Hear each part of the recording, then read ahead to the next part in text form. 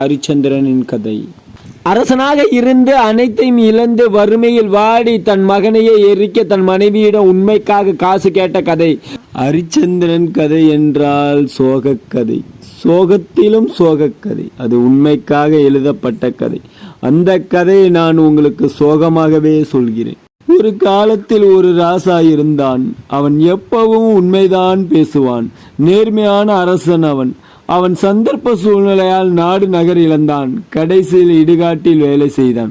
வறுமை தாண்டவம் ஆடியது. எனினும் உண்மையே பேசி வந்தான். அவன் பெற்ற செல்ல மகன் இறந்து விட்டான். புதைக்க வேறு யாரும் இல்லாததால் தாயே, அதாவது ஹரிச்சந்திரனின் மனைவியே பிணமான தன் மகனை தூக்கி கொண்டு இடுகாட்டிற்கு வருகிறாள். அப்பொழுதும் ஹரிச்சந்திரனின் நேர்மை தவறாமல் தன் மனைவியிடம் தன் மகனை அந்த இடுகாட்டில் புதைப்பதற்கு பணம் கேட்டான்.